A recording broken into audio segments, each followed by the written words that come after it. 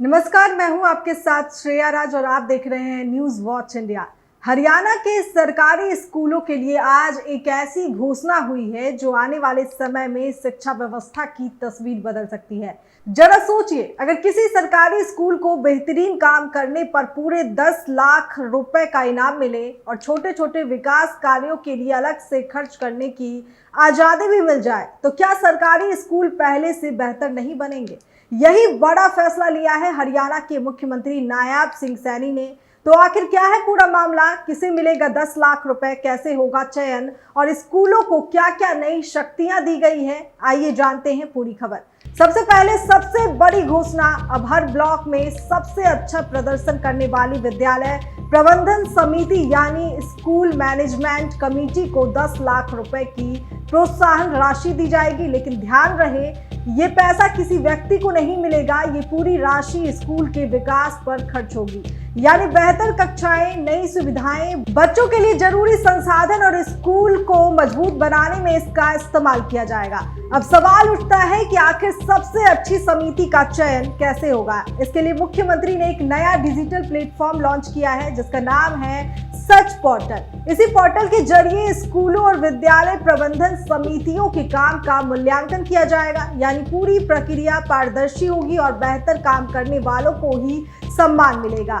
अब बात करते हैं दूसरी बड़ी घोषणा की। सरकार ने विद्यालय प्रबंधन समितियों को स्कूल के छोटे छोटे जरूरी काम खुद कराने का अधिकार भी दे दिया है। मान लीजिए स्कूल के पानी की टंकी खराब हो गई, टॉयलेट टूट गया, दीवार की मरम्मत करनी है या कोई और जरूरी काम है, तो अब समिति 1 लाख रुपए तक बिना लंबी प्रक्रिया के खर्च कर सकेगी। और अगर कोई बड़ा विकास कार्य करना हो तो अतिरिक्त उपायुक्त की मंजूरी के बाद 25 लाख रुपए का खर्च करने की अनुमति भी दी जाएगी। यानी अब छोटे छोटे कामों के लिए महीनों इंतजार नहीं करना पड़ेगा और बच्चों को बेहतर सुविधाएं जल्दी मिल सकेगी। मुख्यमंत्री ने ये सभी घोषणाएं चंडीगढ़ से आयोजित राज्य स्तरीय संवाद कार्यक्रम में की, जहां उन्होंने वीडियो कॉन्फ्रेंसिंग के जरिए हर जिले के विद्यालय प्रबंधन समितियों से सीधे बातचीत भी की। इस दौरान उन्होंने स्कूलों की साफ सफाई, पीने के पानी की व्यवस्था, टॉयलेट, खेल मैदान, बच्चों की संख्या, बोर्ड परीक्षा के परिणाम, सुपर 100 और बुनियाद जैसी योजनाओं की प्रगति, आईआईटी और आईआईएम में चयन, राष्ट्रीय और राज्य स्तर पर खिलाड़ियों की उपलब्धियां, पीटीएम और विद्यालय प्रबंधन समितियों की बैठकों तक हर विषय पर विस्तार से जानकारी दी। मुख्यमंत्री ने कहा कि अच्छी शिक्षा ही किसी भी देश की सबसे बड़ी ताकत होती है।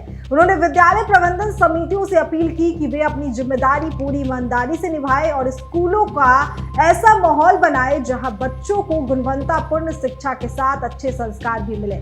मुख्यमंत्री ने स्कूलों के प्रधानाचार्यों, शिक्षकों और बच्चों से एक पेड़ मां के नाम अभियान के तहत पौधारोपण करने की भी अपील की। साथ ही अधिकारियों को निर्देश दिए कि वे समय समय पर सरकारी स्कूलों का निरीक्षण करें ताकि शिक्षा व्यवस्था लगातार मजबूत होती रहे।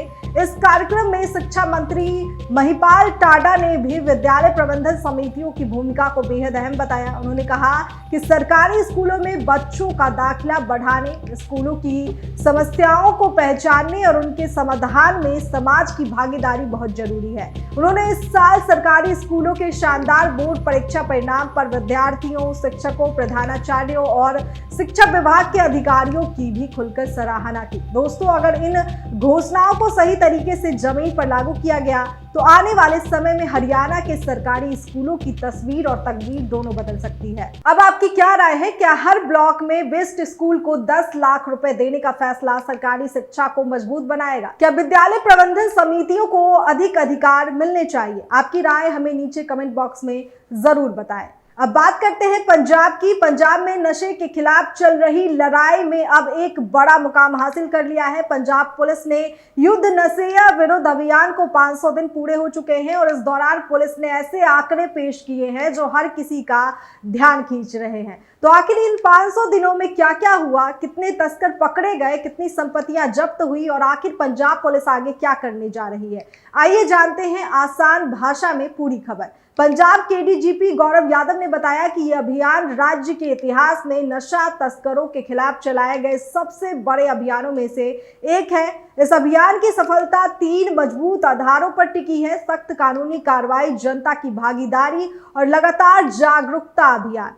सबसे पहले बात करते हैं कार्रवाई की। 1 मार्च 2025 से शुरू हुए इस अभियान के दौरान पुलिस ने एनडीपीसी एक्ट के तहत 52,432 मामले दर्ज किए और 68,850 से ज्यादा ड्रग तस्करों को गिरफ्तार किया। इनमें 629 बड़े तस्कर भी शामिल हैं, जिनके पास से भारी मात्रा में हेरोइन बरामद हुई। पुलिस का कहना है कि नशीले पदार्थों की कीमत करोड़ों रुपए आकी गई है। लेकिन सिर्फ गिरफ्तारी ही नहीं, सरकार ने उन लोगों को भी एक मौका दिया है जो नशे की लत का शिकार है। मुख्यमंत्री भगवंत मान की सरकार ने 10,917 लोगों को कानूनी राहत देते हुए उन्हें जेल भेजने के बजाय नशा मुक्ति और पुनर्वास केंद्रों में इलाज का अवसर दिया। इसका मकसद लोगों को सजा नहीं बल्कि नई जिंदगी देना है।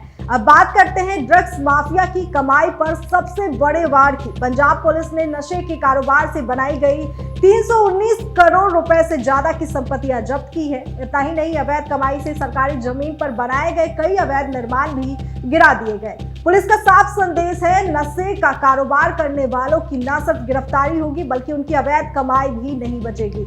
इस अभियान में जनता की भूमिका भी बेहद अहम रही है। पंजाब पुलिस की safe Punjab anti drug helpline पर 46,000 से ज्यादा गुप्त सूचनाएं मिली। इन सूचनाओं के आधार पर 22,960 ड्रग तस्करों को गिरफ्तार किया गया। इससे साफ है कि अब लोग बिना डर के पुलिस की मदद कर रहे हैं और नशे के खिलाफ इस लड़ाई में खुलकर साथ दे रहे हैं।